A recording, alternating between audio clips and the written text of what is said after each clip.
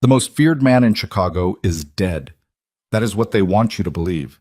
Adrian Valenti, the name that made grown men sweat through their shirts, that closed restaurants with a phone call, that moved money through the city like blood through a body, gone.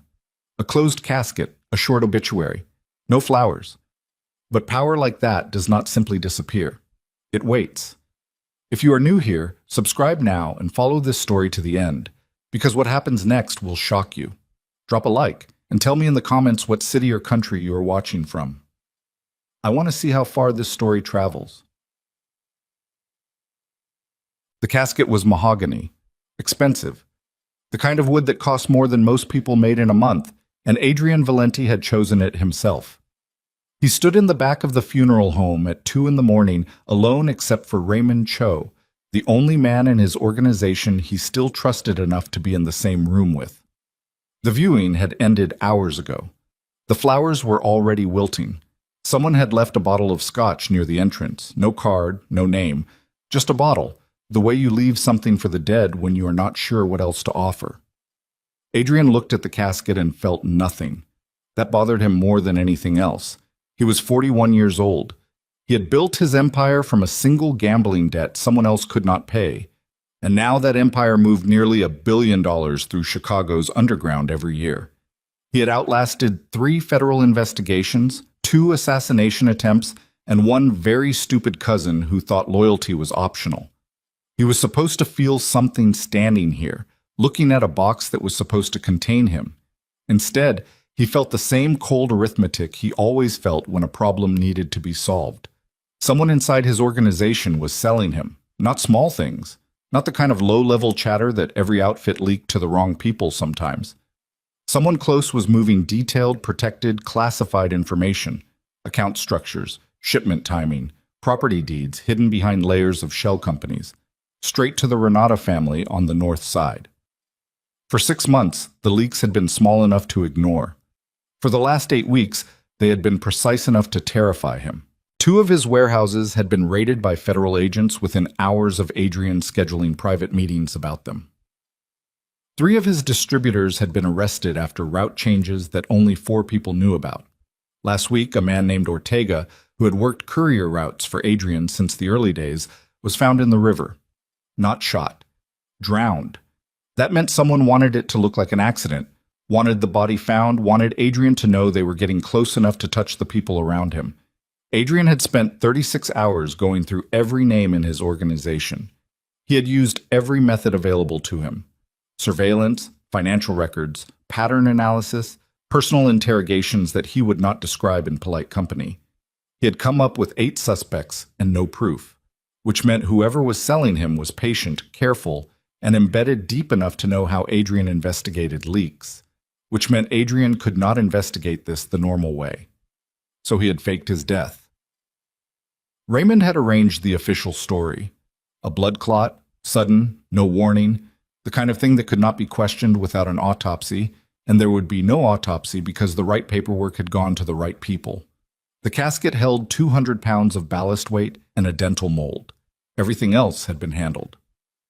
"You look like a man at his own funeral," Raymond said from the doorway. He was 63, heavyset, with the kind of face that forgot how to smile sometime in the previous decade. He had been with Adrian since the beginning. "I am," Adrian said. "You sure about this?" Adrian picked up the scotch bottle from near the door and looked at the label. Mid-shelf. Whoever left it did not love him that much. "No, that's not reassuring. I'm not trying to reassure you." He set the bottle down. "I need you to run operations through the usual channels. Do not change anything. Do not react to anything. If the leaks continue while I'm gone, we narrow the field." Raymond was quiet for a moment. "And if something goes wrong at the Harwick estate?" "Then I'm just a broke mechanic who got fired." "You've never fixed a car in your life." "I've had people fix cars for me for 20 years. I've watched. I know enough." Adrian pulled on a jacket that was not his. Worn denim, the elbows frayed, a tear along the left pocket seam that someone had tried to mend with the wrong color thread. It smelled like someone else's life. "Nobody looks at the help, Raymond. That's the point." The Harwick estate sat on 12 acres in a suburb that pretended it was not attached to Chicago's money. The property had belonged to a textile magnate in the 1940s, changed hands 4 times, and had been quietly purchased through a series of fronts by Adrian's organization 11 years ago. On paper, it was a private residence managed by a property company. In practice, it was the organizational hub for Adrian's legitimate holdings: the accounting, the payroll management, the legal interfaces that kept the rest of the operation clean enough to survive scrutiny. The staff at Harwick did not know who owned the property. They knew the rules, the schedules, the chain of command that ended at a man named Director Lorne Bissell, who was Adrian's senior financial officer and one of the 8 people on Adrian's suspect list. Adrian arrived at the estate at 7 in the morning, driving a 2009 pickup truck with a cracked windshield and one headlight slightly lower than the other. He had a fabricated employment record, a social security number that would pass a background check, and a name: Evan Cole. Evan Cole had a sister in Milwaukee he never talked to, a landlord who had recently evicted him, and a mechanical certification from a community college in downstate Illinois. Evan Cole was 41 years old, quiet, had no criminal record, and was not particularly good at making eye contact. Adrian had practiced the posture for 3 days: shoulders slightly forward, chin down. The particular way a man carries himself when he has lost more arguments with the world than he has won. The groundskeeper who handled the estate's vehicle maintenance had quit unexpectedly 2 weeks prior, a resignation that Adrian himself had quietly engineered through Raymond. The job posting had gone up through the property company. Adrian had applied.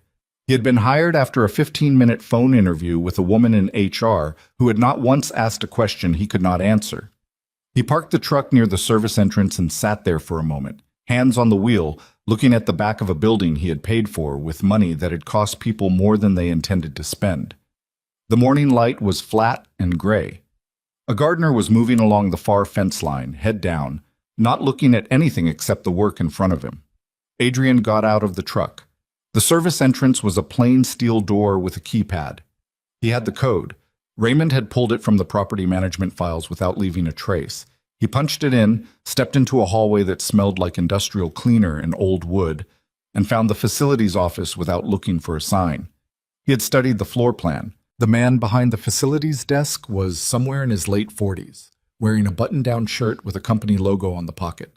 His name was Chuck Belmar, and he was the kind of man who wore authority like an ill-fitting suit, a little too aware of it, a little too quick to remind others it was there.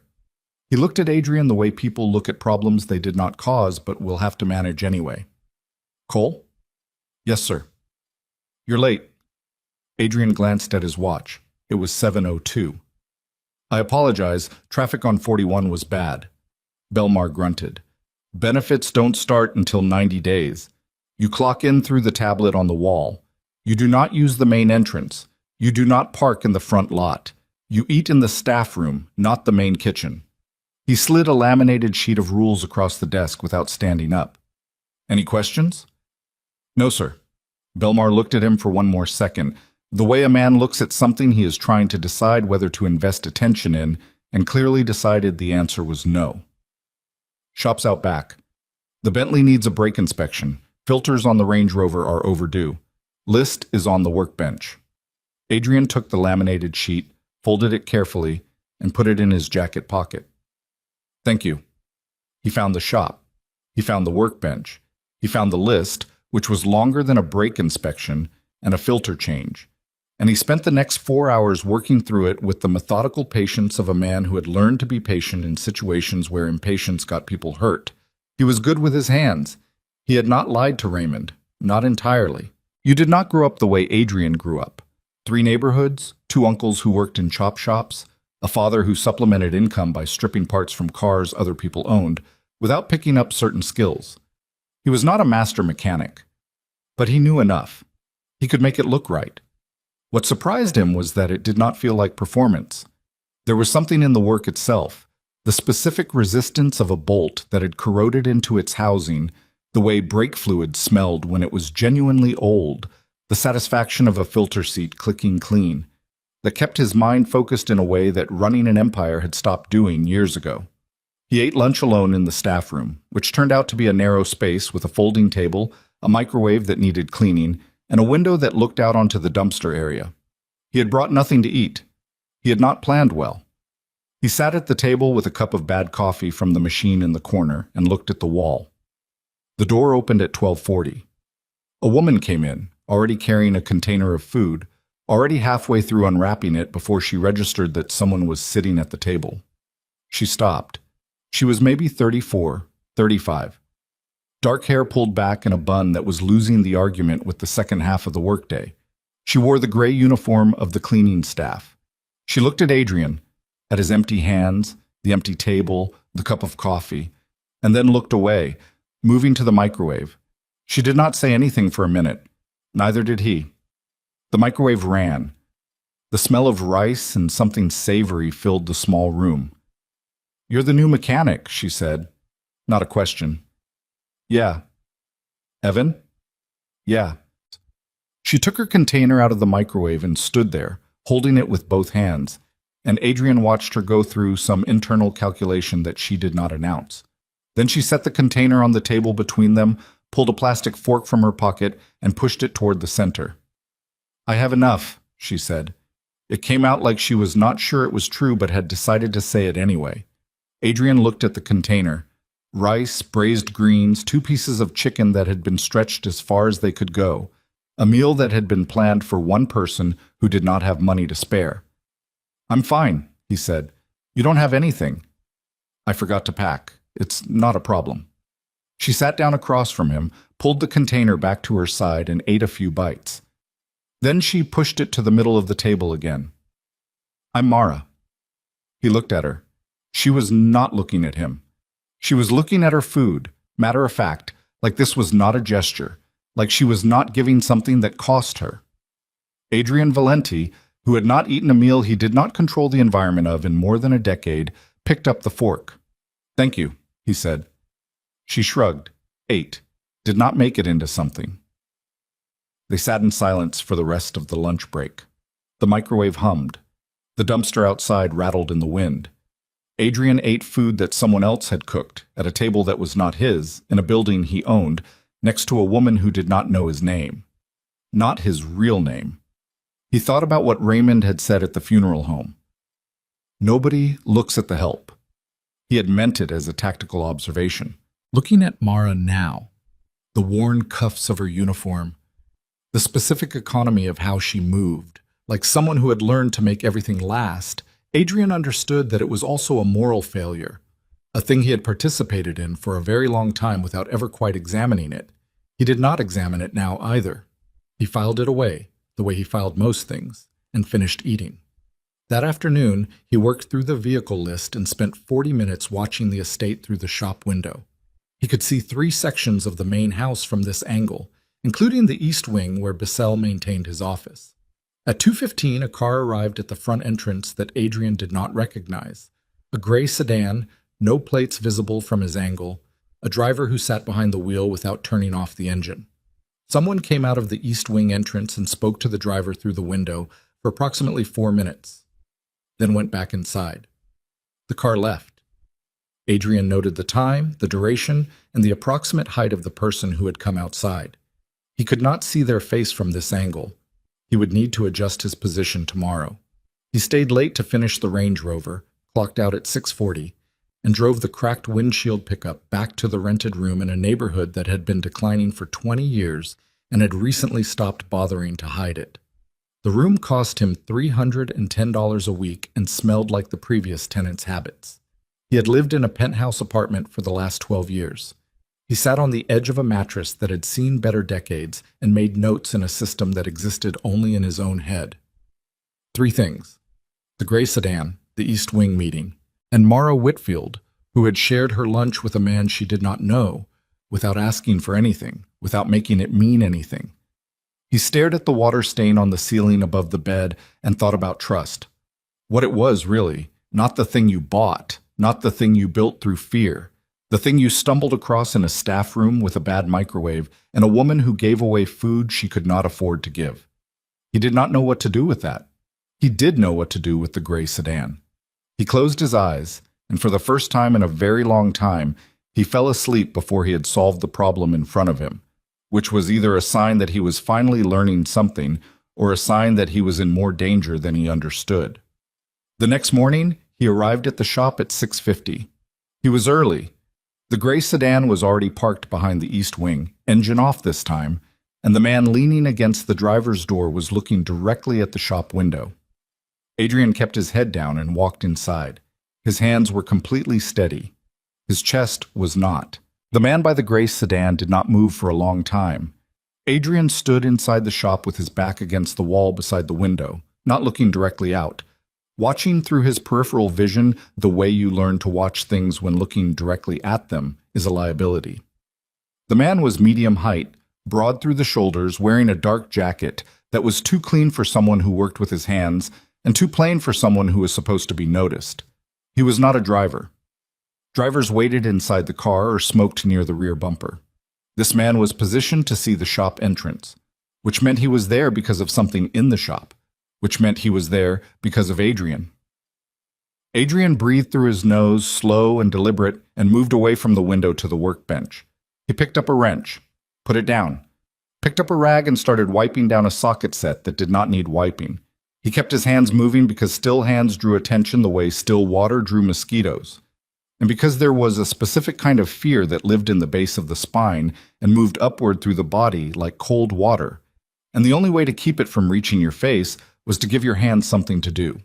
He had been made in less than 24 hours. That was the first thought.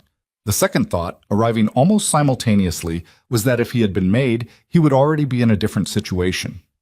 Nobody sent one man to stand outside a shop window to watch someone they had identified as a threat.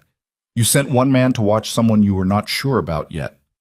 Adrian kept wiping the socket set. The man outside stayed for 11 minutes, then got back in the gray sedan and drove out through the service gate. Adrian did not move from the workbench until he heard the gate close. He let out a breath that had been waiting for somewhere to go.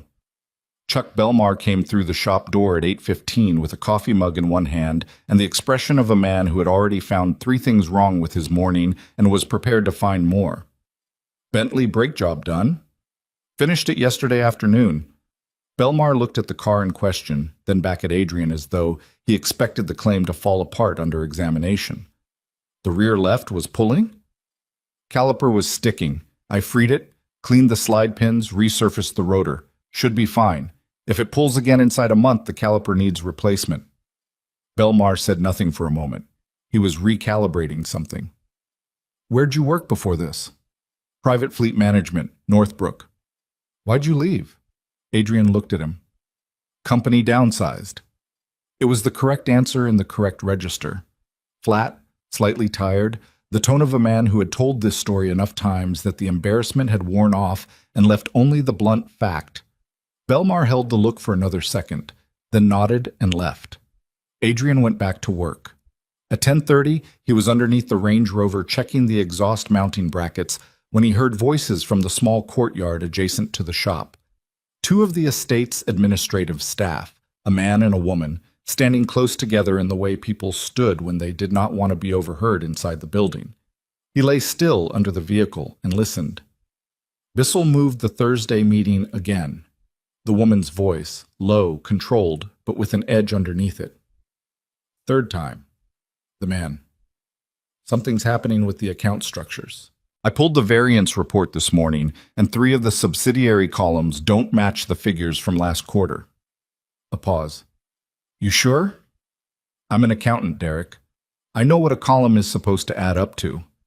Don't go to Bissell with that. I'm not stupid. I know you're not. I'm saying don't go to anyone. Not yet. Just document it. Keep copies somewhere he can't reach. The voices dropped further, and Adrian could not make out the next exchange. Then footsteps on the courtyard stones, moving away in separate directions.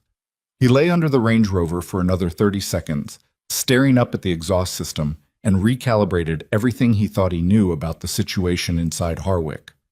Lorne Bissell was not just leaking information to the Renata family. He was restructuring the financial architecture of Adrian's legitimate holdings, which meant the betrayal was not about selling intelligence, it was about asset consolidation. Moving the pieces before the board was flipped, so that when Adrian's organization was dismantled or taken over, the real property, the real money, The infrastructure that all of it ran through would already be positioned to transfer cleanly. This was not a rat in his organization. This was a planned acquisition. Adrian got out from under the Range Rover, sat on the creeper, and pressed his fingers against his temples. His head ached. He had not slept enough. The mattress in the rented room had a spring that found the same spot on his lower back every night, no matter how he positioned himself. And he had been awake at 4 a.m. going through the accounting structures he had memorized before coming here, and now those structures looked different than they had at 4 a.m. He needed to reach Raymond without using any of the channels that Bissell's people might be monitoring. He needed to do it without anyone at the estate noticing that a broke mechanic was conducting a financial intelligence operation from an exhaust-smelling shop in the back of the property. He needed to do all of this while the gray sedan came back every morning at a slightly different time, which he confirmed over the next 3 days. 6:50 the first morning, 7:10 the next, 6:40 the morning after that. Irregular enough to suggest professional training, regular enough to suggest a fixed instruction. Watch the shop. Report activity. Someone knew something. They did not know enough yet. Adrian had a window. He did not know how wide it was. On the 4th evening, Mara knocked on the open shop door at 5:50, which was 10 minutes before the end of his shift. She was carrying a paper bag, and she looked like someone who had worked a shift that had started too early and ended too late, and was pretending not to notice. "You eat today?" she said. "Lunch. I mean, a real meal." He put down what he was working on and looked at her. "You don't have to do this. I had extra." She set the bag on the corner of the workbench, not close enough to force the issue. "There's a sandwich and some soup and a thermos. It's nothing special." Adrian wiped his hands on the rag he kept tucked in his back pocket. "Mara, you don't have to eat it. It was extra." She said it the same way she had said, "I have enough" on the first day, with that same quality of stating a fact she had decided to believe into being true. He picked up the bag. The thermos inside was warm. "Thank you," he said. She nodded and started to leave. "Who's the woman who works in the East Wing accounting office?" he said. "Dark hair? Works late?" Mara stopped, turned slightly. "Claire Sue, why?" "She seemed upset today. In the courtyard. Wanted to make sure everything was okay." Mara studied him for a moment. It was a particular kind of study. Not suspicious exactly, but precise. The way someone looked at something they were trying to take an honest measure of. "Claire's been upset for a while. She doesn't talk about it." "What's she upset about?" "I don't know. We don't have those kinds of conversations." A beat. "You ask a lot of questions for someone who just fixes cars." Adrian said nothing. Mara looked at him a moment longer, then left. He ate the sandwich standing at the workbench and thought about what she had said. "You ask a lot of questions." He had been careless. 4 days in, and he was already moving faster than he should, letting the urgency of what he knew override the patience the situation required. That was a mistake he could not afford to repeat. He needed to slow down. He also needed to find out what Claire Sue had documented, where she had stored it, and whether Bissell already knew she had been pulling variance reports.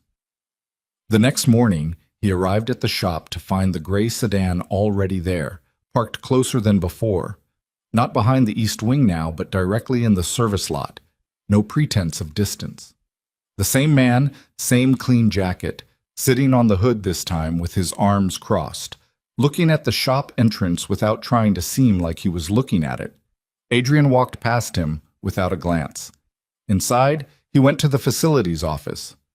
Belmar was not in yet. He sat down in the chair across from the empty desk, which was not the behavior of a mechanic waiting to start his shift, and he gave himself 45 seconds to make a decision he had been circling for 3 days. He needed inside access to the East Wing. The only plausible reason a maintenance worker had to be in the East Wing was a repair order. He needed to generate one.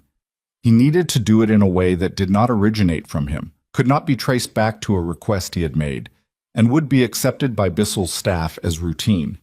He spent the morning thinking about it and came up with nothing he liked. What he got instead was a different problem entirely. At 11:40, Chuck Belmar came into the shop while Adrian was bleeding air from a brake line, and he was not alone. The man from the sedan was standing slightly behind him and to the left. which was the position of someone who expected resistance and had arranged himself to address it. Cole. Belmar's voice was different, not the low-grade contempt of a man who considered you beneath his attention, something tighter. This is Mr. Harker. He's doing a security review of all estate personnel. Harker was mid-40s, flat eyes, handshake firm jaw. He looked at Adrian the way you looked at a room you were planning to take apart. Mind if I ask you a few questions? Harker said. His voice was even, practiced. Sure, Adrian said. He stayed where he was, crouched beside the brake line, because standing up would look like he had something to prove, and a mechanic being questioned by security did not have anything to prove. How long have you been doing vehicle maintenance? About 12 years. Before Northbrook Fleet? Couple of independent shops, DeKalb, then Elgin. Harker nodded, the nod of someone recording rather than responding. You live in the city now? North side, off Kimball. You know anyone connected to this property before you applied? Adrian looked up from the brake line. Not quickly, just normally, the way you looked up when a question landed in an unexpected spot. No, saw the job posting online. Harker held eye contact for 3 seconds longer than the question warranted. We're running updated background checks on all new hires. Routine. Might take a couple of days, just wanted you to know. Okay, Adrian said. Harker left.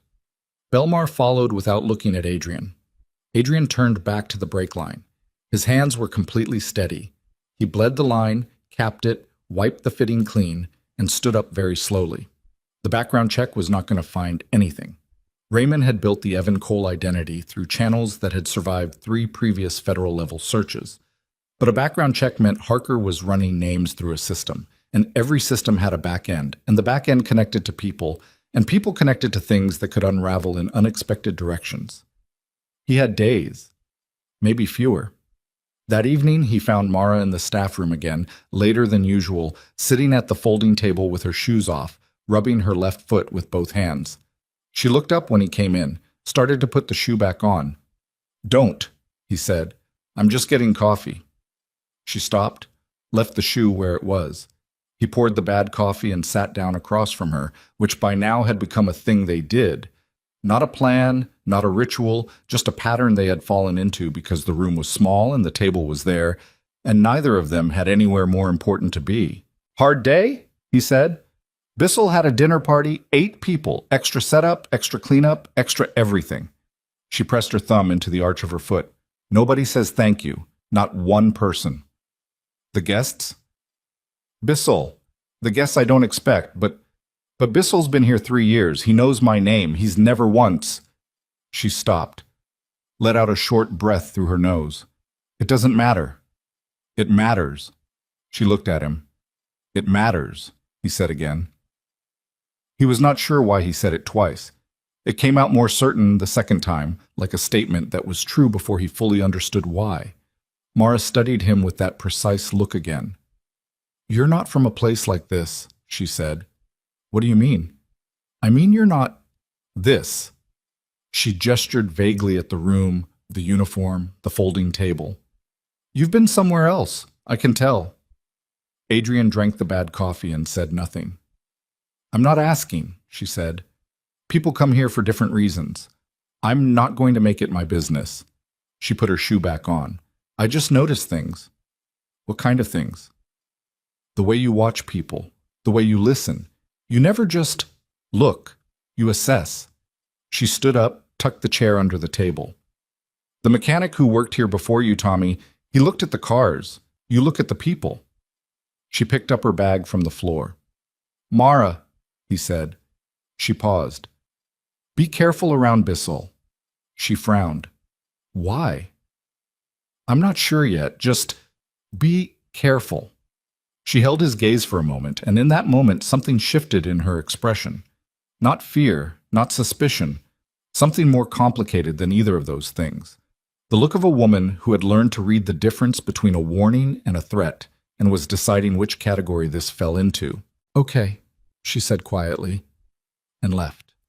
3 days passed. On the morning of the 3rd day, Claire Sue's parking space was empty. It stayed empty through the afternoon. By the time Adrian left that evening, word had spread through the estate staff in the particular way that bad news traveled through contained spaces. In pieces, without attribution, arriving already understood. Claire Sue had resigned. Abruptly. No notice. Her desk had been cleaned out sometime between 9 the previous evening and 6 that morning. Adrian drove back to the rented room and sat on the edge of the bed and thought about what that meant. Claire had been documenting discrepancies. She had told someone, Derek, whoever Derek was, to keep copies where Bissell could not reach them. Now Claire was gone. Not fired. Resigned. That was a specific word. That was a word that meant someone had been offered a choice between leaving quietly and something worse, and had made the sensible decision. Bissell knew about the variance reports, which meant Bissell was moving faster than Adrian had estimated, which meant Adrian had no more time to be careful about how he got into the East Wing. He reached under the mattress and pulled out the burner phone he had told himself he would only use if the situation became critical. He turned it on. He dialed Raymond's secondary number, the one that routed through 3 separate relays before it connected. Raymond picked up on the second ring. "You're early." "Bissell is cleaning house. He burned an accountant named Claire Sue this week. I need you to find out where she went, whether she kept copies of what she documented, and whether anyone on our legal team has been in contact with her." A pause. "You think she has leverage?" "I think she's terrified and she documented something real. And if Bissell finds her before we do, we lose the cleanest evidence we're going to get." "Understood." Another pause, longer this time. "There's something you need to know." Adrian waited. "The Renata family made a move last night. They approached 2 of your distribution captains directly, not through intermediaries, directly by name, with detailed knowledge of their routes and contact protocols." The cold thing moved up from the base of Adrian's spine again. "That information came from inside Harwick," Raymond said. "The distribution captain's contact protocols live in one system. That system is administered from the East Wing." "I know." "The people they approached, one of them called us. The other one didn't." Adrian stood up. The mattress spring caught his weight differently without him on it, and creaked once in the silence. "Which one didn't call?" Raymond told him. Adrian ended the call, turned the phone off, and put it back under the mattress. He stood in the center of the rented room with its water-stained ceiling and its smell of someone else's history. And for the first time since he had put on Evan Cole's frayed jacket and walked through the service entrance of his own property, he felt the specific weight of what he was actually doing here. Not investigating a leak, not identifying a traitor, not protecting an empire. He was standing in a collapsing building, trying to find the support structure before the ceiling came down. And the people doing the collapsing had just told him that someone he trusted had opened a door from the inside. He thought about Mara, the way she had said USS. The way she had looked at him when he told her to be careful, that precise, complicated look that landed somewhere between trust and doubt and came down finally on the side of taking him seriously. She was in that building too. She did not know it. He sat back down on the edge of the mattress and stared at the floor. The decision he needed to make was not complicated.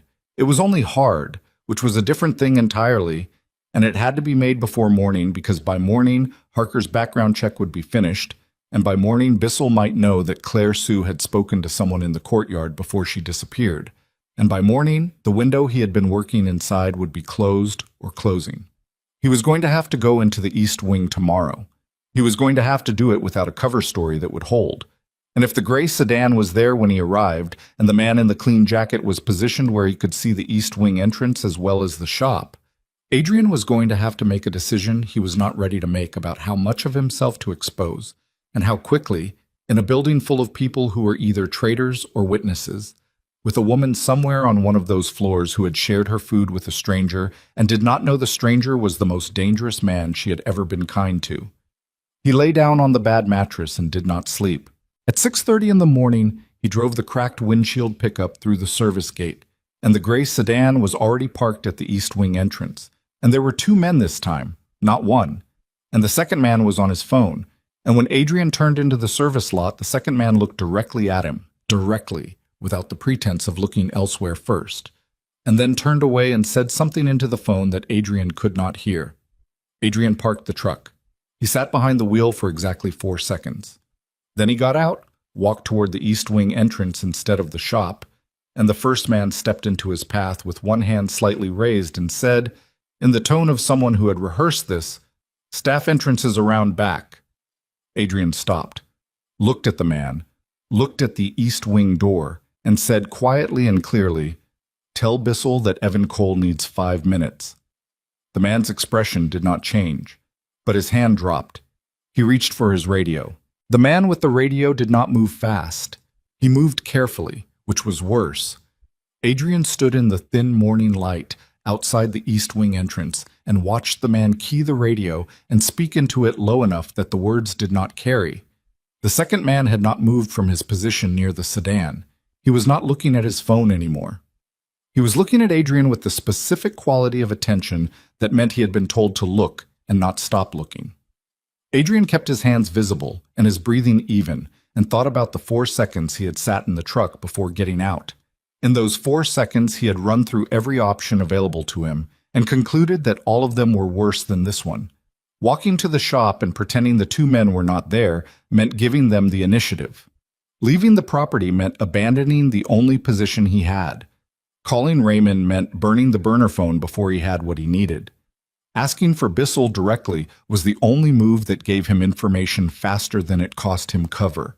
What he got instead, 60 seconds after the man with the radio made his call, was not Bissell. The east wing door opened and Harker came out. Clean jacket, flat eyes, the practiced evenness of a man who had done this particular kind of thing enough times that it no longer produced anything in his face. "Mr. Cole," he said, "I need to speak with the estate director." "Mr. Bissell is unavailable this morning." "Then I'll wait." Harker looked at him for a moment, assessing the geometry of the situation. A mechanic who should be in a shop asking to see a financial director at 7 in the morning, standing in the service entrance with his hands at his sides and no particular expression on his face.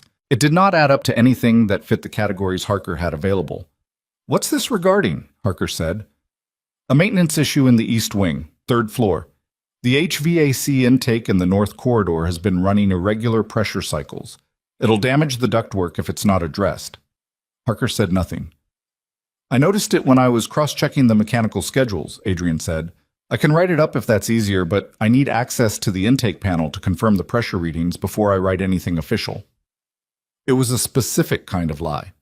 Not elaborate, just technical enough to be plausible, grounded enough in real maintenance language to resist casual challenge, and offering a written alternative that gave Harker a way to say yes without fully committing to it. Harker studied him. "I'll have someone escort you up." "That's fine," Adrian said. The escort was one of the security staff, a young man who smelled of new cologne and held the door with the polite indifference of someone who had been told to take the mechanic upstairs and had no opinion about it. They rode the east wing elevator to the 3rd floor, which Adrian had memorized from the floor plans but had not yet seen. The north corridor was narrow, institutional, with fluorescent lighting that buzzed at a frequency most people learned to ignore. 3 offices on the left side, 2 on the right. At the end, a larger office with frosted glass panels. Bissell's. The door was closed. A light was on behind the frosted glass, which meant Bissell was in there, which meant the unavailable had been a test of some kind, or a precaution, or both. Adrian went to the HVAC intake panel on the north wall, which was a real panel, accessed with a real key that maintenance staff carried, and spent 7 minutes doing things to it that produced plausible sounds and justified his presence while he looked at everything the 3rd floor corridor had to show him. 2 of the 3 offices on the left were occupied. The nearer one held a man in his 60s with reading glasses pushed up on his forehead, working through a stack of printed documents with a highlighter. The second was Claire Sue's old office. It was empty, not just absent of person, absent of presence. The desk was clean in the way that surfaces were clean when everything on them had been removed and the surface itself had been wiped. A chair pushed in precisely. A monitor with the screen turned off.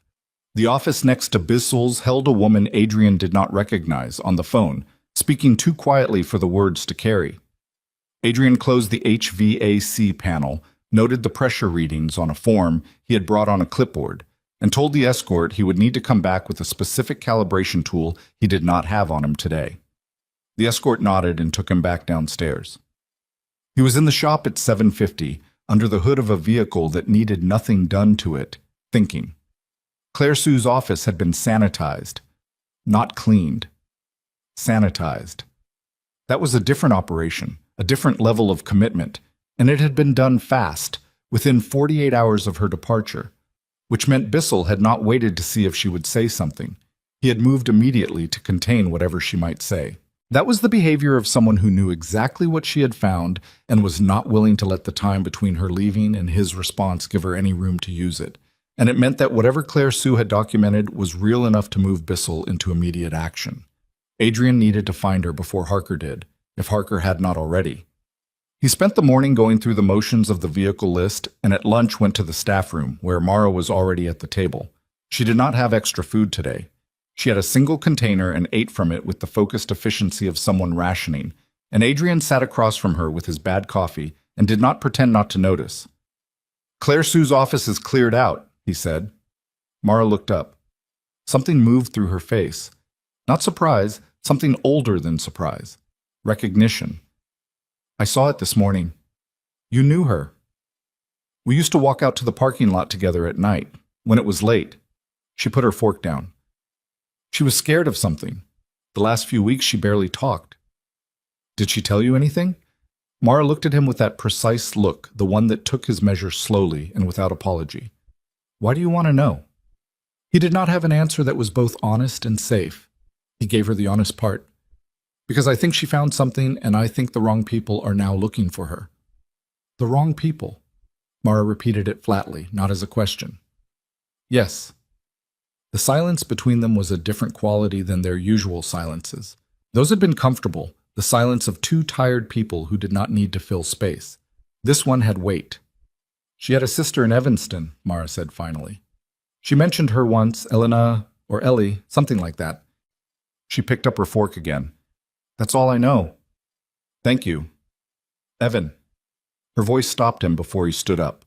"What is going on in this building?" He looked at her.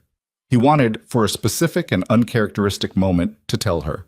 Not because it would help the situation, because she had earned it with every small act of ordinary decency she had performed in this staff room and that shop doorway, and every corridor she had walked through this building while Bissell walked the same corridors and did not know her name. She had earned the truth the way people earn things they were never paid. Through showing up, through not taking, through being the kind of person you only noticed when you started looking for what was real. He could not tell her, not yet, not here. "Something I need to figure out," he said. She held his gaze for 2 more seconds, then nodded. Let him go. He was back in the shop at 1:15 when his phone, not the burner, the secondary line Raymond could reach if the primary was unavailable, vibrated once in his jacket pocket, the signal they had agreed on for critical information. He went to the truck, got in, closed the door, and called back through the relay number. Raymond answered before the first ring finished. "She's already gone." Adrian went still. "Claire Sue." Harker's people found her at her sister's address in Evanston at 9 this morning. She went with them voluntarily. A pause that was not comfortable. "Adrian." She did not resist. She went with them, and there is no record of her being detained, and the sister says she left with 2 men and seemed frightened. The specific arithmetic of what that meant ran through Adrian's mind in the time it took him to draw one breath. If Claire Sue had gone voluntarily and was frightened and left no paper trail, then Bissell had leverage over her that preceded her resignation. Something she was afraid of that was bigger than the discrepancies she had documented, bigger than her own safety, something they had been holding in reserve for exactly this moment. "The documentation she kept," Adrian said. "We don't know if she—" "The documentation. Has anyone been able to locate copies?" Raymond was quiet for 3 seconds. "No." "Which means Bissell has them or has destroyed them." "Yes." Adrian pressed the back of his head against the headrest and stared at the truck's ceiling. The cracked windshield caught the afternoon light at an angle that split it into 2 unequal pieces.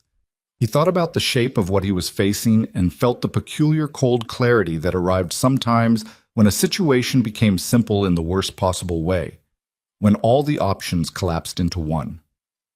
"Raymond," he said, who administered the distribution captain's contact protocol system from the East Wing. A long pause. Raymond? The system administrator for that database, Raymond said, and his voice had something in it that Adrian had not heard from him in 20 years. Something that was almost, but not quite, reluctance, was changed 8 weeks ago. 8 weeks ago.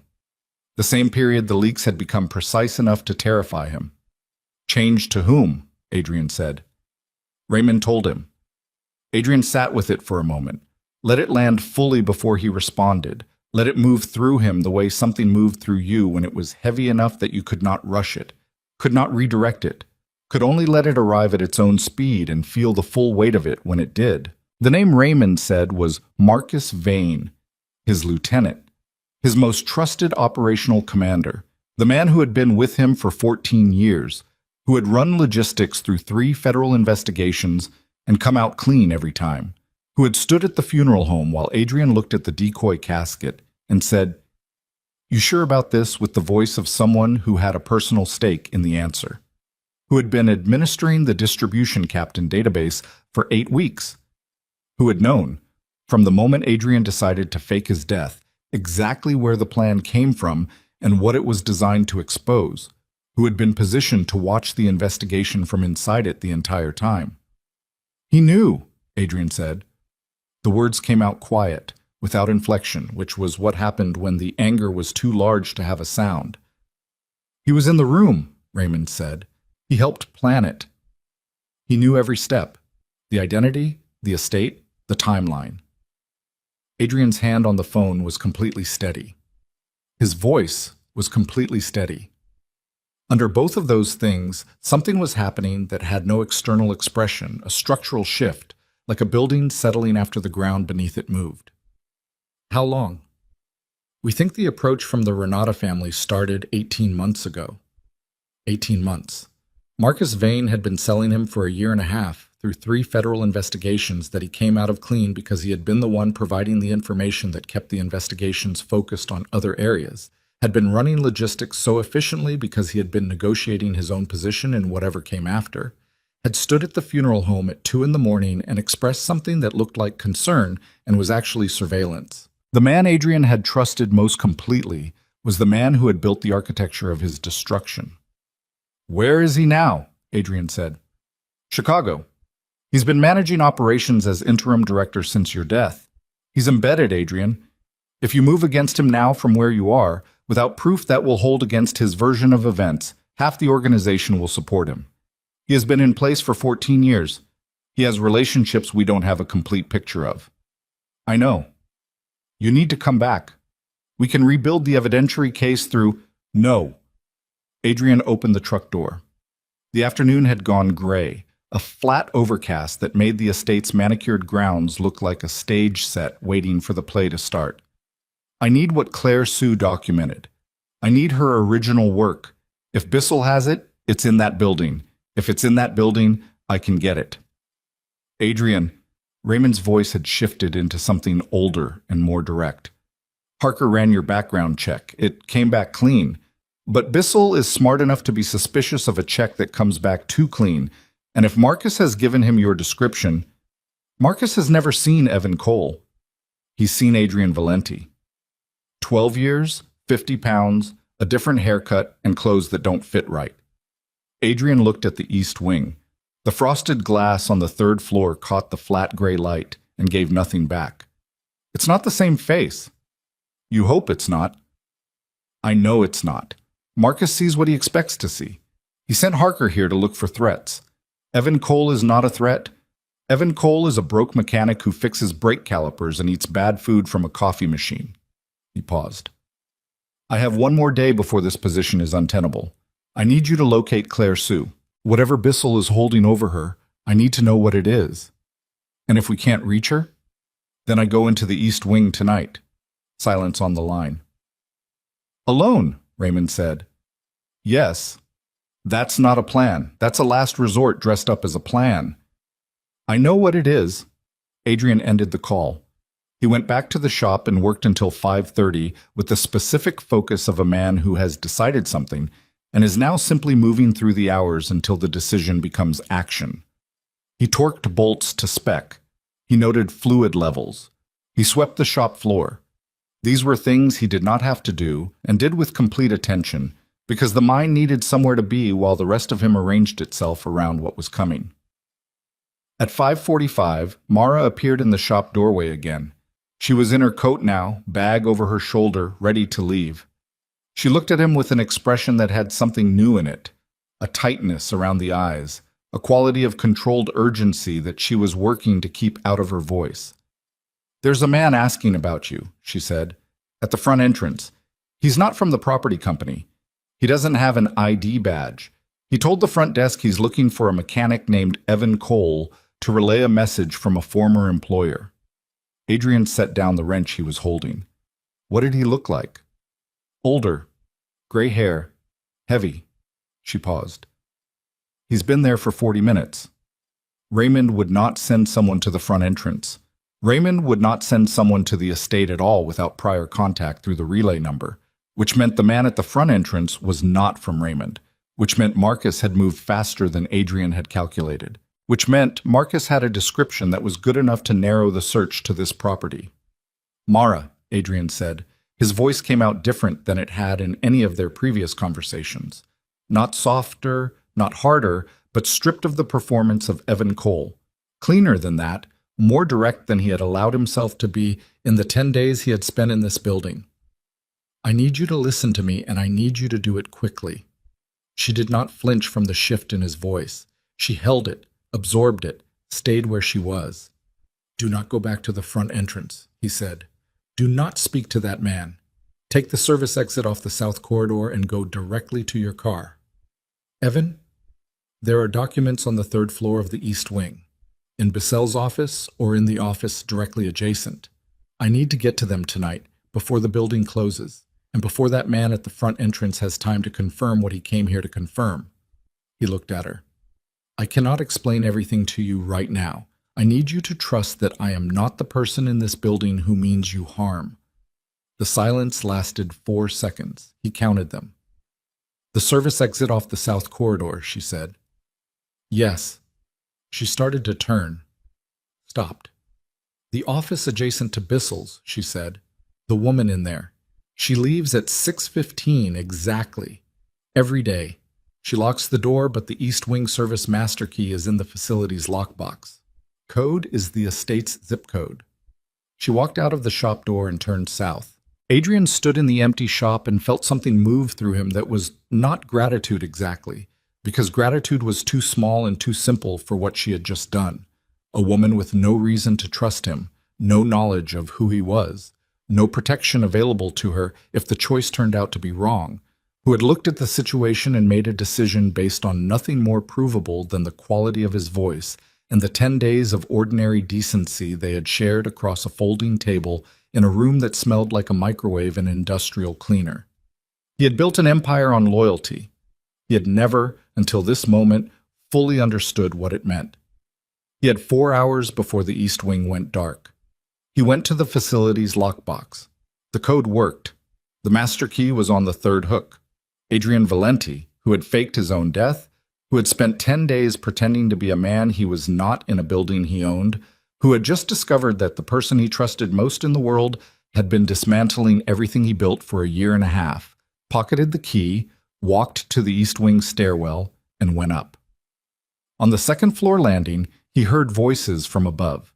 2 men, not moving, positioned at the 3rd floor landing, and one of them said something into a radio that echoed down the stairwell with a clarity that left no room for interpretation. "He's in the building." Adrian stopped on the 2nd floor landing with his hand on the stairwell railing and understood, with the specific totality of a man who has run out of intermediate positions, that he was no longer investigating anything. He had just become the thing being hunted, in his own building, by the people he had trusted to run it, and the only person in the entire structure who had given him anything true was a woman in a gray uniform walking to her car through the south exit, who did not yet know that by helping him, she had made herself visible to the same people who were now coming down the stairs toward the sound of his breathing. He did not run. Running was sound. Sound was information. Information, in a stairwell with 2 men above him and an unknown number below, was the one thing he could not afford to give away for free. Adrian pressed his back against the second-floor landing wall, left of the stairwell door, and breathed through his mouth in slow, controlled pulls while he listened to the footsteps above him descend. 2 sets. Unhurried. The pace of men who believed they controlled the geometry of the situation and were not wrong about that yet. He had 4 seconds before they rounded the landing above and had a sight line to where he was standing. The stairwell door on the second floor had a push bar. No keypad on this side. East wing interior doors operated on the master key from outside, push bar from inside. He pushed it, slow enough that the hydraulic closer did not hiss, and stepped through into the second floor corridor. Fluorescent lighting. The same institutional quality as the third floor, slightly dimmer. He let the door close behind him without sound and moved left, away from the elevator bank, toward the far end of the corridor where the building plans showed a secondary utility access. A maintenance corridor that ran parallel to the main hall and connected to the east wing's mechanical room on the ground floor. Behind him, through the stairwell door, he heard the footsteps reach the second floor landing. Stop. A voice. Low, one word into a radio he could not make out. He moved faster. The utility access was a plain door, no signage, the kind of door that existed in buildings as an afterthought and got ignored because nothing about it invited attention. The master key turned the lock in one motion and he was through, into a corridor that was darker and narrower and smelled like conduit insulation and the specific metallic cold of ductwork that had been running for 40 years. He pulled the door closed behind him, counted to 5. No footsteps in the secondary corridor, no light under the door. They had not seen which way he went. He moved through the utility corridor by touch and the thin ambient light from the emergency strips along the baseboard, keeping one hand on the left wall, and tried to construct an honest picture of where he stood, not where he wished he stood, not where his plan had assumed he would be at this point in the evening, where he actually was. He was in his own building, unarmed, with 2 men on the second floor who had been told he was here, with at least one more man at the front entrance who had come with a description that matched him well enough to narrow a search to this property. The east wing had 2 exits he knew of, the main entrance where the gray sedan was parked, and the service gate he came through every morning. Both would be covered now. The master key got him through interior doors. It did not get him out of the building without being seen. He needed the third-floor office. He needed whatever Claire Sue had found and whatever Bissell had taken from her and kept here because men like Bissell kept evidence of their leverage close, in formats they controlled, where they could access it at 3 in the morning when the anxiety of what they were doing found them in the dark. He also needed to get out afterward. He was working on the second problem when the utility corridor ended at a metal door marked mechanical, authorized access. The master key worked. He stepped into the mechanical room, which was loud with the sound of the building's HVAC systems, and large enough that the ambient noise would cover his movement if he was not doing something that required more sound than a footstep. He crossed the mechanical room to the far side, where a steel staircase ran up through all 4 floors of the east wing as the maintenance access route, the route the facilities staff used when they needed to reach the ductwork and electrical panels on the upper floors without going through the main corridors. It was not on the floor plan he had memorized. He had found it in the mechanical schedule that Belmar had left on the workbench during his first week, a document that laid out the quarterly inspection routes for every system in the building. He had read it because he read everything. He went up the maintenance stairs to the 3rd floor. The access point on the 3rd floor was a panel in the utility alcove between the 2 offices on the north side of the corridor, between Claire Sue's old office and Bissell's. He released the panel catch from the inside, a simple lever mechanism, and held it without opening it and listened. Corridor sounds, the fluorescent buzz. Somewhere further away, a door closing. He opened the panel. The 3rd floor corridor was empty. He was out of the utility alcove and at the door of the adjacent office in 4 seconds. Master key. The door opened. He was inside and had it closed behind him before the corridor had time to produce anyone. The office was small. 1 desk, 1 monitor, 2 filing cabinets, a credenza along the left wall. The woman who worked here, he had seen her on his first authorized visit this morning, on the phone, speaking quietly, was gone, as Mara had said she would be. Gone at 6:15 exactly. Every day. He did not turn on the overhead light. The building's external security lighting came through the window in a pale wash that was enough to work by if his eyes stayed adjusted to it. He went to the filing cabinets first. Both locked. The master key was a building key, not a furniture key, and he stood in front of the locked cabinets for 2 seconds before he moved to the desk. The desk drawers were not locked. The top drawer held office supplies and a phone charging cable and nothing else. The second drawer held printed reports in manila folders, labeled with dates and project codes. He went through them fast, reading the labels, not opening anything that did not fit the pattern he was looking for. The variance analysis that Claire had referenced, the subsidiary account discrepancies, the specific columns that had not added up. The third folder from the front of the second drawer had no label. He opened it. Inside, 14 pages of printed spreadsheet data, annotated in handwriting that was small and precise and had the controlled urgency of someone who was writing quickly because they were afraid of running out of time. Column figures. Highlighted cells. Margin notes that traced a transfer sequence through 4 subsidiary entities over a period of 9 months, and at the bottom of the last page, a single line written in a different ink than the rest, darker, written after the others, written in the moment of final understanding, MV authorization codes on every transfer. All of them. MV Marcus Vane. Adrian stood in the dark office with the folder in his hands and understood the full architecture of it for the first time. Bissell had not been working for the Renata family. Bissell had been working for Marcus. The Renata family was the destination, the buyer, but Marcus was the seller, and Bissell was the mechanism, the man inside the legitimate structure who moved the assets quietly through the financial layer while Marcus handled the operational side, feeding intelligence to the Renatas to weaken Adrian's organization from the outside while Marcus hollowed it from within. It was elegant. It was patient. It was exactly the kind of plan that a man built when he had spent 14 years learning exactly how his employer thought. Adrian had taught Marcus everything he knew about how to run an organization.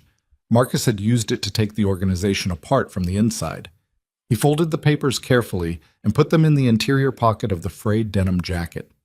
Then he stood in the dark for one more second and thought about Mara, who was supposed to be at her car by now, who was supposed to be gone from this building and heading home to wherever home was. A woman who carried family debt and shared food she could not spare and had given him the zip code and the key location and the name of the woman who left at 6:15 because she had looked at him across a staff room table and made a decision about who he was. He needed her to be gone from this building. He moved back to the utility alcove, into the maintenance staircase, and went down. He was on the ground floor landing when the maintenance access door at the bottom opened from the outside and the light from the mechanical room framed 2 silhouettes that were not the building's maintenance staff. One of them had a flashlight. The beam hit Adrian at chest level before he could move back up the stairs, and the man behind the flashlight said, "Don't," in a voice that was not asking. Adrian stopped. "Hands," the man said. He put his hands up. The specific kind of up that communicated compliance without surrender. Elbows level with his shoulders, palms out, the posture of someone who understood the instruction and had not yet decided how to respond to it. The 2 men came up the stairs. The one without the flashlight reached Adrian first and patted him down with efficient thoroughness. Found the master key. Took it. Found the burner phone. Took it. Found the secondary line phone. Took it. Found the folded papers in the interior pocket. Stopped. The man unfolded them, held them toward the flashlight, looked at the first page, looked at the last page, at the margin annotation at the bottom, looked at Adrian. "Bissell wants him upstairs," the flashlight man said. They took him up to the 3rd floor in the main elevator, 1 man on each side with a grip on his arms that was professional and definitive, and communicated clearly that the grip would become something more consequential if he gave them a reason. He did not give them a reason. He used the elevator ride to breathe and to look at the floor indicator and to arrange everything he knew into the order he would need it in. Bissell's office was larger than it appeared from outside the frosted glass. A long desk, 2 monitors, filing credenzas along one wall, a conference table with 6 chairs that nobody was using. The overhead lights were on, which after the dark of the utility corridors was briefly overwhelming, and Adrian blinked twice before his eyes adjusted. Lorne Bissell was at his desk, He was 60, lean, with the kind of precision in his appearance that people developed when they were afraid of being underestimated. A good suit at 7 in the evening, reading glasses that he removed and set on the desk as Adrian was brought in, the deliberate motion of a man who wanted to be seen making a transition. Parker was standing to the left of the desk, arms at his sides. The two men who had brought Adrian up positioned themselves on either side of the door behind him. Bissell looked at Adrian for a long moment without speaking. He was looking the way you looked at something you were trying to place. Not recognition exactly, but the preliminary work of recognition, the search through catalog. "Mr. Cole," he said. "Mr. Bissell. Interesting evening you've been having." Adrian said nothing. Bissell picked up the folded papers from the desk, where the men had apparently delivered them ahead of Adrian, and looked at the last page again. "Where did you find these?" "In the office next door." "Who told you to look there?" "Nobody." Bissell set the papers down with a deliberateness that was more threatening than any raised voice. "You are a mechanic who was hired 11 days ago to service the estate vehicles. I'd like you to help me understand what a mechanic is doing on the 3rd floor of the East Wing at 7 in the evening with a master key and Claire Sue's private financial analysis in his jacket." "I think you already understand it," Adrian said. The room was quiet enough that the fluorescent buzz from the corridor came through the closed door. Bissell leaned back in his chair.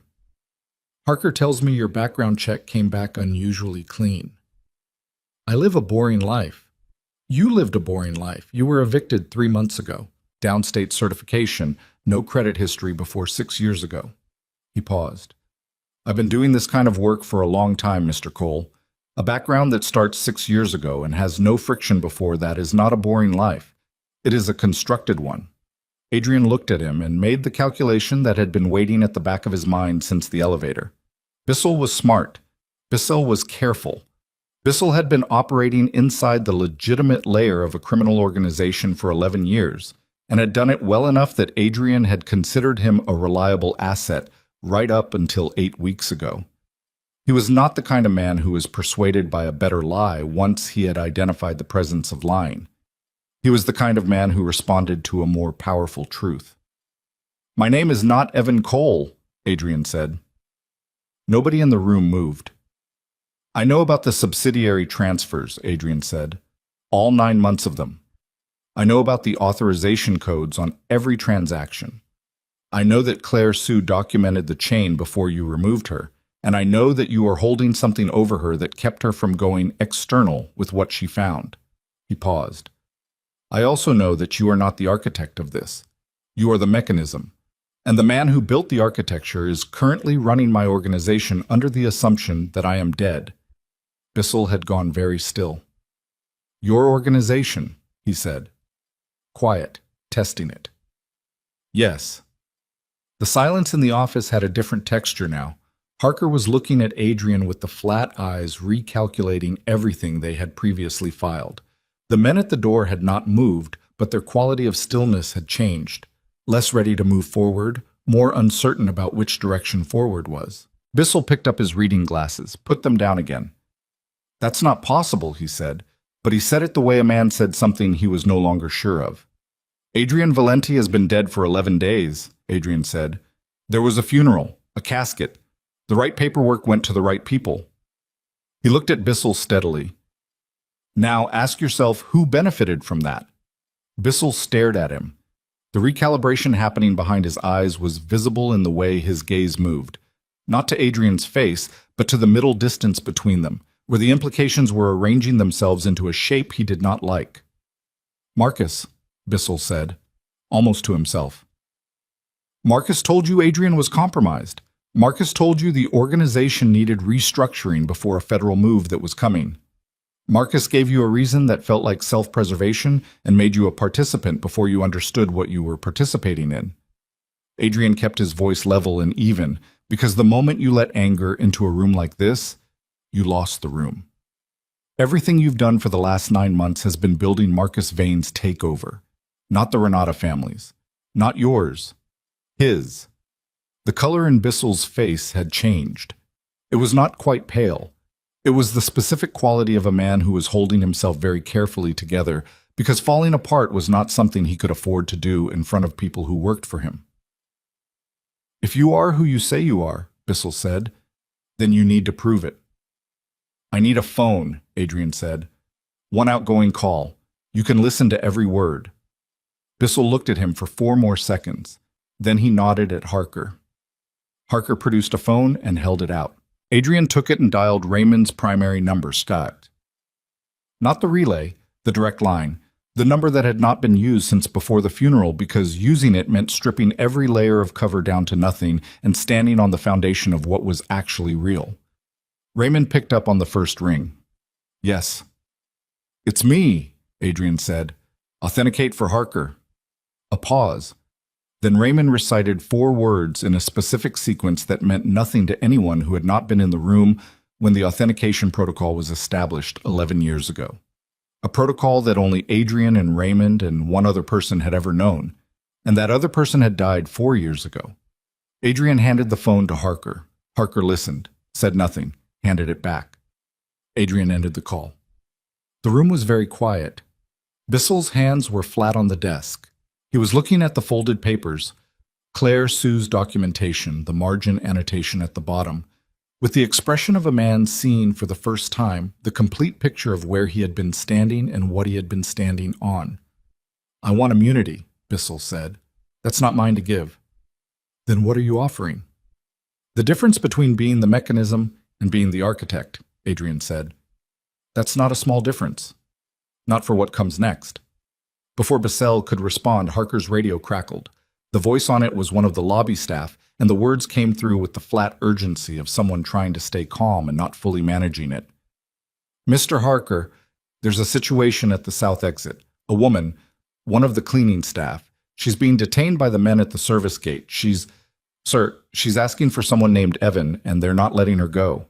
Adrian was across the office before the transmission finished, past Harker, past Bissell's desk, to the window that looked out over the south side of the property. Below, in the pale wash of the security lighting near the service gate, he could see the gray sedan parked sideways across the exit. He could see one man standing beside it. He could see another man with his hand on the arm of a woman in a gray uniform coat who was not struggling, not screaming, standing with the specific stillness of someone who had made the calculation that stillness was her best available option. Mara. She had not made it to her car. She had not made it to the south exit. She was standing 40 yards below this window in the grip of a man who had come here with a description of a face and had found, instead, a woman who knew where the master key was kept and what the zip code was, which meant she had told someone, which meant she was connected, which meant she was leverage. Adrian put his hand flat on the window glass and felt the cold of it against his palm, the specific cold of outside air through single-pane glass, and looked down at the woman who had shared her food with a stranger and asked nothing in return, who was now standing under security lights being held by a man who worked for the person Adrian had trusted above everyone else, and he understood, with a completeness that left no room for any other thought, that the distance between him and her was not 40 yards. It was everything. It was every choice he had made in the last 11 days and the 14 years before them, and it had collapsed into this window, this light, this woman in a gray coat standing still because she was smart enough to know that stillness was what she had. And he was 5 stories up with Bissell behind him and Harker beside him and the papers in his jacket that proved everything and meant nothing if the man at the gate made a phone call to Marcus Vane in the next 60 seconds, and Marcus decided that a cleaning woman who knew too much was a problem that had one solution. "Get me down there," Adrian said. His voice came out different than anything he had said in this room, not the stripped-down directness of the revelation, not the controlled evenness of the negotiation. Something older than either of those things, and rawer, and Harker heard it and was already moving toward the door before Adrian finished the sentence, which told Adrian something about Harker that he filed away for later because later was a thing he intended there to be. They went down in the elevator, all 4 of them, Adrian, Harker, and the 2 men from the door. And the elevator was very slow, and the numbers above the door moved through each floor with the particular indifference of machinery that did not understand urgency, and Adrian stood in the center of the car with his jaw set and his hands at his sides and counted the floors and did not look at anything except the door. Ground floor. The south corridor was 40 feet long and ended at a push-bar exit. Adrian hit the bar at a pace that was not running because running in a corridor with 4 other men produced chaos, and chaos was not what this moment needed. He came through the exit door into the cold night air and the security lighting and the specific clarity of outside after too long inside.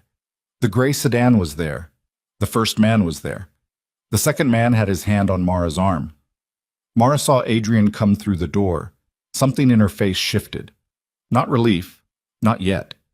Something more complicated than relief. The expression of someone who had been calculating odds in the dark and has just received one new piece of information that changes the calculation without resolving it. The man holding her arm looked at Adrian, then at Harker behind him, and his grip did not loosen, but his posture changed slightly, recalibrating in the way people recalibrated when they realized the geometry of the situation had rearranged itself while they were not watching. "Let her go," Adrian said. The man did not move. "I'm not asking because I think you're reasonable," Adrian said. "I'm asking because in about 30 seconds you're going to understand that the man who sent you here has been lying to you for a very long time, and when that happens, I want to be able to tell him that you made the smart decision." Nothing. "He said Evan Cole was a threat," Adrian said. "I'm not Evan Cole." The man looked at him, at Harker, at the 2 men behind Harker. He was doing the math of bodies and authority and the specific quality of the voice he was hearing, which was not the voice of a mechanic. He let go of Mara's arm. She stepped forward, 3 paces, stopped beside Adrian, close enough that he could hear her breathing, fast, controlled, the breath of someone who had been managing fear for the last hour with everything they had, and had just reached the edge of how long they could keep managing it. He did not look at her. He kept his eyes on the 2 men. "Call Marcus Vane," Adrian said to the man from the sedan. "Tell him Evan Cole wants to have a conversation. Tell him to come to the Harwick estate." He paused. "Tell him Adrian is here." The man's expression did not change, but his hand moved to his phone, and in the silence of the estate's south lot, under the pale security lights, with the cold coming off the ground and the papers in Adrian's jacket and Mara's breathing next to him, and Harker standing behind him with the weight of a decision he had just made about which side of this he was on, Adrian Valenti stood in the skin of a dead man and waited for the person who had killed him to come and see that it had not worked. The phone at the man's ear connected. He said 3 words. He listened. The color left his face. He lowered the phone and looked at Adrian with an expression that was not quite fear and not quite awe, and landed somewhere between those 2 things that had no clean name, and said in a voice that had lost all its professional flatness, "He says he's already here." Headlights swept across the south lot from the service gate. Not 1 car. 3. 3 cars. They came through the service gate in a line, headlights sweeping the south lot in sequence, and they parked with the deliberate spacing of people who had been told where to position themselves before they arrived, which meant Marcus had been outside the gate for longer than the phone call, which meant he had been watching, waiting for the moment to be right, and had decided this was it. Adrian stood in the security lighting and did not move. The first 2 cars emptied, 4 men total, positioning themselves at the corners of the lot with the practiced economy of people who did this for a living. Not Renata family soldiers. His own men. Men he recognized, at least 2 of them, faces that had been in his organization for years, who were now arranged in the geometry of people who had been told their employer was Adrian Valenti and were looking at a man in a frayed mechanic's jacket standing in a service lot and trying to reconcile what they were seeing with what they had been told for 11 days. The 3rd car held 1 person. Marcus Vane got out alone. He was 53 years old and looked it in the way that men who had spent their lives in difficult situations looked it. Not old, but used, the face of someone who had paid for every year with something. He was in a dark coat, no tie, and he moved across the lot with the unhurried confidence of a man who had decided, somewhere between the gate and this moment, how the next 10 minutes were going to go. He stopped 8 feet from Adrian. He looked at him for a long time without speaking, looking the way you looked at something you had convinced yourself no longer existed and were now being forced to reclassify. "You look terrible," Marcus said. Marcus. "I've been sleeping on a bad mattress," Adrian said. The two of them stood in the security lighting with 11 days and 14 years and a betrayal that went back 18 months between them, and neither of them moved. "How long have you known?" Marcus said. "I suspected everyone. I knew it was you 2 days ago." Marcus nodded, the nod of a man filing information. "Raymond. Raymond gave me the administrator change on the distribution database. You made that change yourself. You didn't route it through IT." Adrian looked at him. "You were careful about everything except the things you did directly, the things you trusted yourself with. That was always your habit." Something moved through Marcus's face. Not guilt. Something more complicated. The expression of a man recognizing himself in a description he did not fully like. "I learned that from you." "I know. You trusted yourself with everything. No intermediaries on the decisions that mattered. I watched you do it for 14 years. He paused. "I watched you build something extraordinary, and I watched you protect it with fear, and I watched the fear cost you, year after year, the things that might have made it worth protecting. And 18 months ago, the Renata family made me a proposal, and I sat with it for 3 weeks, and I could not find a reason to say no that was bigger than the reasons to say yes." Adrian said nothing. "Not the money," Marcus said. "I have money. I've had money for 10 years. He looked at the building behind Adrian, the east wing, the lit windows, the structure of the thing they had built together. "I wanted to run something, not manage it, run it, and you were never going to step back." "So you decided to step me out?" "Yes." The word landed without apology, without performance. Just a fact, stated by a man who had decided to stop pretending it was anything else. Adrian looked at Marcus and felt the full weight of 14 years. Not as sentiment, not as grief, but as information. The accumulated data of everything he had known about this man and everything he had failed to see, and he sorted through it in the silence between sentences and arrived at something that was not forgiveness and not hatred, and was closer to the specific exhaustion of a person who has been carrying a wrong assumption for a very long time and has just set it down. "Claire Sue," Adrian said. "She's fine. She's in a hotel in Oak Park. She went voluntarily. I want that on record. Bissell told her she was in danger if she stayed. She wasn't. He exaggerated to move her fast." Marcus glanced at Harker, then back. "She can go home. Her documentation is accurate. No hesitation. The transfers are real, the authorization codes are mine, the account structures were rebuilt to consolidate control under the Renata umbrella over a period of 18 months. All of it is documented, and all of it is provable." He said it the way you said things you had already decided to say. Not confession, not bargaining, the flat delivery of someone who had made a calculation about where the exits were and found them all closed. "I assume Bissell gave you Claire's copies." "They're in my jacket." Marcus looked at the jacket, at the frayed pocket seam, at the man inside it who was supposed to be in a casket. "I underestimated you," he said. "Not as a compliment, as a diagnosis." "What gave it away?" "The truck." Marcus almost smiled. It did not reach anywhere above the mouth. "I pulled the property management files when you died, looked at all the open positions. The groundskeeper quit the week after your funeral, which was too convenient, and 2 weeks later a mechanic with a 6-year background and a 2009 truck with a cracked windshield showed up at the service entrance. I should have moved sooner. I waited because I wasn't sure, and I waited too long because I did not want to be sure." He paused. "Part of me did not want it to be you. Because if it was me, you had to finish it." "Yes." The 4 men at the corners of the lot were still positioned there. They had not moved during this exchange, but their quality of attention had changed, the specific change that happened when men who worked for an organization heard a conversation that reordered what they understood about who was in charge of it. Adrian could see it in the posture of the two he recognized, the slight recalibration, the weight shifting. He looked at them now, directly, for the first time since Marcus had gotten out of the car. "You've been told I'm dead," Adrian said, and he was not speaking to Marcus anymore. He was speaking to the 4 men at the corners. "You've been working for this organization for," he looked at the two he knew, "6 years, 8 years. You've been told that Marcus Vane is running operations because Adrian Valenti died of a blood clot 11 days ago." He let that sit for a moment. You can see that's not accurate. One of the men he recognized, a man named Garrett, who had been running Southside Logistics since Adrian promoted him 4 years ago, was looking at him with an expression that was doing a lot of work. Garrett knew the face.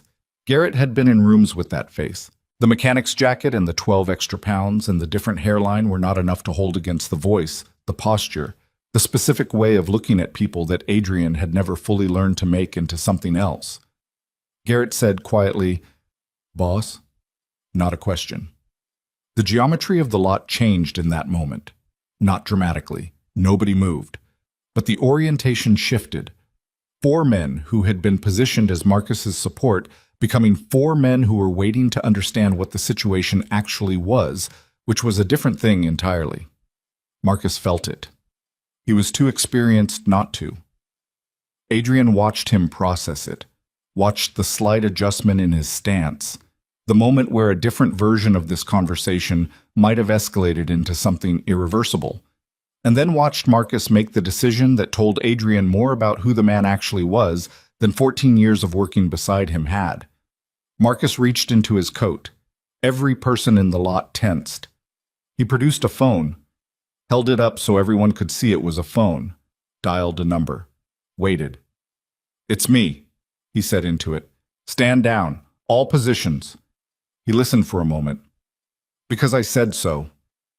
He ended the call and put the phone back in his coat and looked at Adrian. "There were 2 more cars on the north side. They're leaving." Adrian looked at him. "I'm not going to war with you over a lot in the suburbs," Marcus said. "I built half of what you have. I know exactly how it fights back. And I know you." He said the last 3 words with something in them that was neither affection nor contempt, but some layered combination that had no clean name. "You came here as a mechanic to find a traitor. You found one. This is the part where you decide what to do with him. I know what I'm doing with you." "Then do it." What Adrian did was take out the burner phone, the one Harker's men had confiscated in the stairwell and that Harker had returned to him in the south corridor without being asked, which was its own statement, and call Raymond on the primary line for the second time in one night, which meant stripping the last of the concealment away and standing fully in what he was. He told Raymond where he was. He told him what he had. He told him who was present. He told him to make 3 calls, to the organization's legal infrastructure, to the 2 distribution captains who had been approached by the Renatas, and to a specific number in the federal system that Adrian had maintained as a last resort for 14 years and had never used. He ended the call. He looked at Marcus. "You'll have representation by morning. The documentation goes to our legal team, not to the federal system. What happens after that depends on what you're willing to do with it." Marcus was quiet for a moment. "You're not handing me to the feds. What I'm doing is making sure the Renata family understands that every piece of documentation for the last 18 months of asset movement is now in the hands of people who know how to use it, which means the acquisition they were building toward is finished, which means the value they were paying you for no longer exists." Adrian looked at him evenly. "You're not useful to them anymore. That's a problem for you that is not mine to solve." Marcus absorbed this. "You're leaving me exposed." "You left yourself exposed. I'm just not covering it." Another silence, longer this time. Marcus looked at the East Wing building, the lit windows, the structure that held everything they had built, and his face went through something that had no performance in it, a private accounting, the kind that happened in the space between what a person planned and what they ended up with. "The Renata family will move against me within the week," he said. "Probably. And you're not going to stop them. I'm going to be busy rebuilding what you spent 18 months taking apart." Adrian looked at him without cruelty and without pity, and with the specific steadiness of someone who has decided to feel the full weight of a thing and carry it anyway. "You had 14 years, Marcus. You had more than most people get. You chose to spend the last 18 months of it on this." Marcus looked at the ground, then up. "The 2 captains who didn't call you back," he said. "One of them, his kid is sick. He needed money that the organization wasn't providing. I gave it to him. He didn't know what it was for." A pause. "He thought I was being generous." Adrian said nothing. Don't punish him for that, Marcus said. He made a decision when he was scared for his kid. That's not the same as what I did. Adrian looked at him for a long moment. I know the difference, he said. That was everything. Marcus nodded once, the nod of a man closing a door he knows he will not open again, and walked back to the third car, got in, and drove out through the service gate alone, because the 4 men at the corners of the lot were no longer his men, and all of them understood that without anyone saying it. Garrett was the first to move. He walked across the lot to Adrian and stopped in front of him and looked at the frayed jacket and the wrong-colored thread in the pocket seam, and the face that he had known for 8 years and had been told for 11 days was gone. You want to tell me what I'm supposed to report in the morning? Garrett said. Tell them the director came back, Adrian said. Tell them there are going to be some changes. Garrett almost said something else, decided against it, nodded, and went to talk to the other 3 men. Adrian turned around. Mara was standing where she had been standing since the man let go of her arm, not far from the east wing door, not far from Adrian, positioned in the particular way of someone who had stayed because leaving felt wrong and staying felt uncertain, and neither option was clean. She was watching him with the look that he had been trying to categorize since the first day in the staff room and had never fully managed, that precise, patient, unperforming look that assessed without demanding, that waited without requiring. He walked to her, stopped close enough to speak without the whole lot hearing. She looked at him, at the jacket, at the face that was his face, not Evan Cole's, not the version that had sat across from her at a folding table for 11 days and eaten her food and listened to her describe a man named Bissell who did not know her name. Tell me, she said. So he did. He told her standing in the cold of the south lot while the other men dispersed and Harker went back inside to deal with Bissell, and the security lighting hummed above them. He told her the abbreviated version first, then the longer version when she did not react to the abbreviated one with the fear or the retreat he had expected, when she just stood there and took it in with that same quality of patient precision and waited for the parts that explained the parts she did not understand.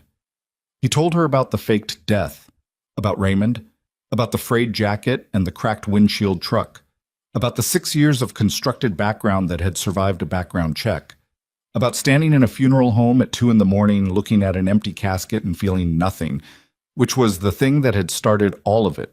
Not the leaks, not the betrayal, but the specific vacancy of a man who had built something enormous and lost the thread of why he built it, somewhere in the building of it. She listened to all of it. When he finished, she was quiet for a moment, looking at the middle distance the way people looked when they were arranging new information into a structure that could hold it. The food, she said. The first day. Yes. You ate it. Yes. You didn't have to. You could have said no. I know. He looked at her. I didn't want to. She turned that over. Why? He thought about how to answer that honestly, not the easy version, not because you were kind or because I needed to know what kindness felt like again, which were both true and both insufficient. The honest version, which was messier and more specific and more true. Because you weren't performing it, he said. Everyone I know performs everything. Loyalty, generosity, concern. It's all performed for an audience because there's always an angle. You pushed the container to the middle of the table and you looked at the wall. You weren't watching to see what it earned you. He paused. I haven't seen someone do something like that in a very long time. Mara looked at him. The security light was not kind to faces. It flattened everything, removed shadow, made people look like evidence of themselves rather than versions they had chosen. In that light she looked tired and cold, and exactly like what she was, a woman who had worked too many hours in a building owned by people who did not know her name, who had carried family debt like weather, who had shared her lunch with a stranger because it was the right thing to do, and had not thought about it again until the stranger turned out to be the most complicated thing she had ever been kind to. I'm going to need a minute, she said. Take it. She took it. Literally. She stood there for 60 seconds, breathing the cold air, looking at the building, and Adrian stood beside her and did not fill the silence because the silence was hers. The debt, he said, after the minute. Your family debt. I want to... No, she said. Mara, not like this. Her voice was flat and clear. Not as a transaction, not as payment for the food or the zip code or anything that happened tonight. She looked at him.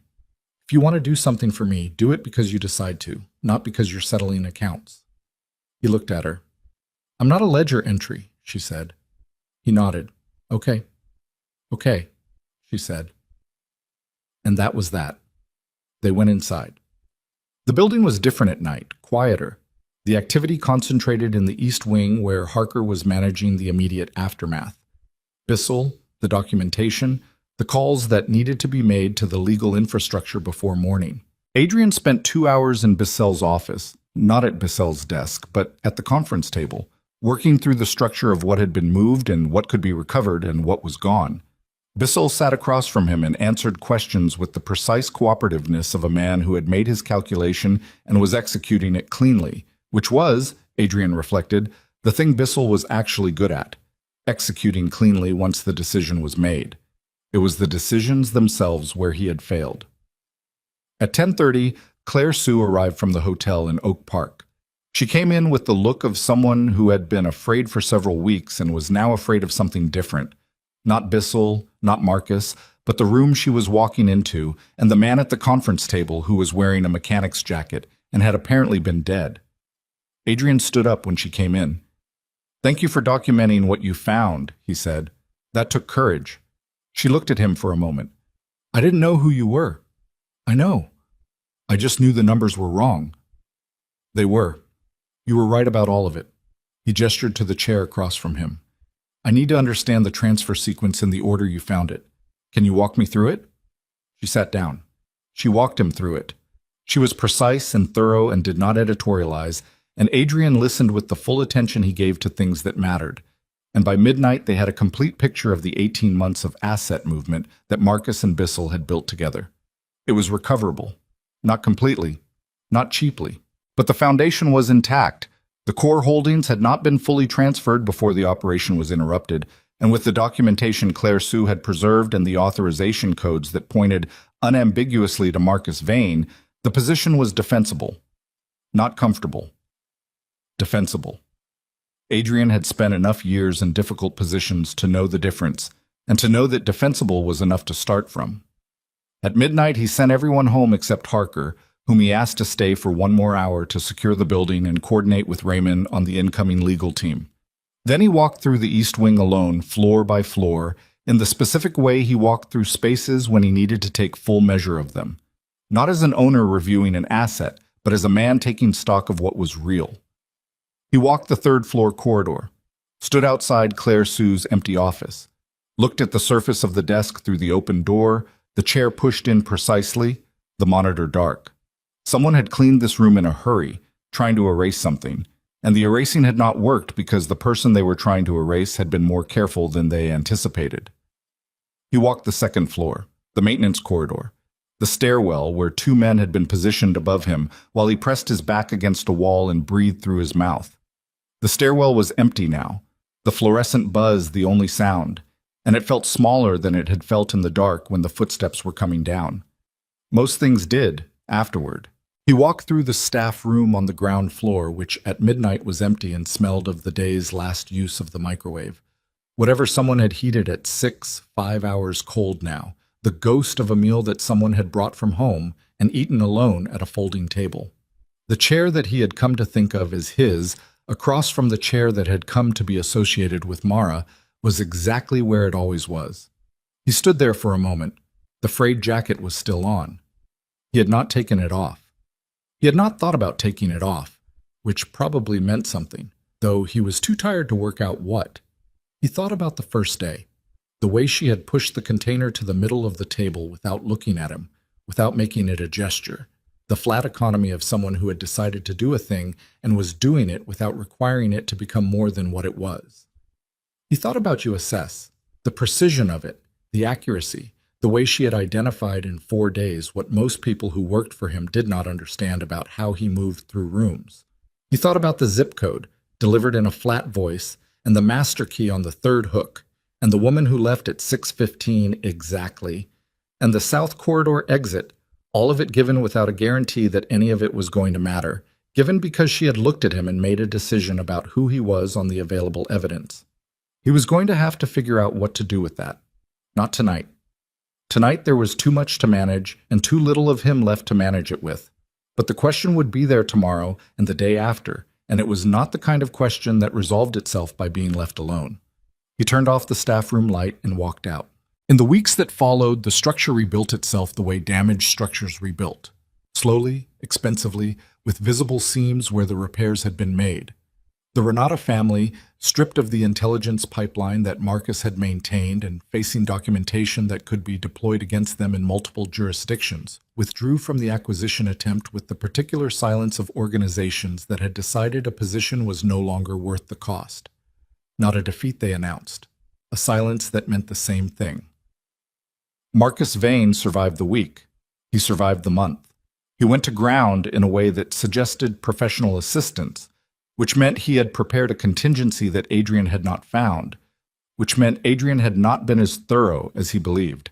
He filed that in the category of things he had learned about himself through this and did not enjoy learning, and he kept it there because the alternative to pretending the failure of imagination had not happened was the kind of thing that got people killed. Claire Sue returned to accounting work at a different firm. Adrian's organization, through a legitimate subsidiary, provided a reference that was accurate and unreservedly positive because it was both the right thing to do and because she had been more useful to him than anyone who had actually been on his payroll. Bissell cooperated fully with the internal accounting review. In exchange, the documentation of his involvement went to the organization's legal team and stayed there, held in the same way you held anything that was more useful as potential than as deployed force. Bissell understood this. He was good at understanding the structure of a situation once the situation was clear. He resigned and moved to another city, and they did not hear from him again. Garrett ran Southside Logistics and did it well, as he had always done, and Adrian promoted him formally 2 months later in a meeting that was brief and businesslike, and at which Garrett said, in his customary economy of words, "It's about time," and Adrian agreed. The captain whose son had been sick, the one Marcus had given money to, the one who had not called back, came to Adrian voluntarily, 3 weeks after the South lot, and told him the full story. Adrian listened to the full story. He asked 2 questions. He made one decision. He paid the medical bills himself, directly, through a legitimate account, with nothing attached to it except a brief message that said the organization took care of its people, and that taking care of its people was now going to mean something different than it had meant before. The captain did not say much. He did not have to. The rented room in the declining neighborhood sat empty for 3 days after Adrian returned to his real life. The bad mattress and the water-stained ceiling and the spring that found the same spot on his lower back, waiting for a tenant who was not coming back. He paid the remaining balance on the weekly rate through Raymond and had the key returned by messenger, which was probably more than the situation required, and was the kind of thing he did when he was trying to account for something he could not fully quantify. Mara gave her notice at Harwick 2 weeks after the South lot. She did it in writing, professional, 2 weeks' notice fully served. She did not ask Adrian for anything and did not reference what had happened and did not treat the departure as anything other than what it was, a person moving on from a job to whatever came next. Adrian found out through Harker, who mentioned it without emphasis in a status update, and Adrian noted it without responding and spent the next 4 days being businesslike about a variety of things that required his attention. On the last day of her notice period, he went to the staff room at 12:30. She was there, container of food, the specific economy of how she portioned it. She looked up when he came in, and she was not surprised, which told him she had expected something and had decided not to predict the shape of it. He sat down across from her. "You didn't have to give notice," he said. "You could have left the day after." "I said I'd work 2 weeks." She ate a bite. "I worked 2 weeks." He looked at her. "What are you going to do?" "I have an interview next week, medical billing company in Evanston." She paused. "My sister found the listing. She's been on me for years to get out of estate work." "Is it a good position?" "It's a better position." She pushed a portion of the container toward the center of the table without looking at him. The same gesture, the same economy, as if 11 days of Evan Cole and everything that came after had not altered the basic grammar, of how she moved through a room. "You don't have to sit here." "I know." He picked up the fork she had put on the table beside the container. "I wanted to." She looked at him for a moment with that precise look. Then she looked at her food. They ate in the staff room at the folding table, with the microwave in the corner and the window overlooking the dumpster area, and outside the window the November light was the flat gray of a season giving up, and the room was warm, and neither of them said very much. When the lunch break ended, Mara put the lid on the container and put it in her bag and stood up and tucked the chair under the table the way she always did. "The interview is Tuesday," she said, 10 in the morning. "I hope it goes well," Adrian said. "I think it will." She picked up her bag, paused at the door with her hand on the frame, not turning back, speaking to the corridor. "The debt's paid off," she said. "In case you were wondering, I sorted it out 3 weeks ago." He looked at her. She still wasn't facing him. "I'm glad," he said. She nodded, walked out. Adrian sat at the folding table in the empty staff room and listened to her footsteps move down the corridor and fade, and he sat with the specific weight of everything that had happened in the last 6 weeks and let it settle to wherever it was going to settle.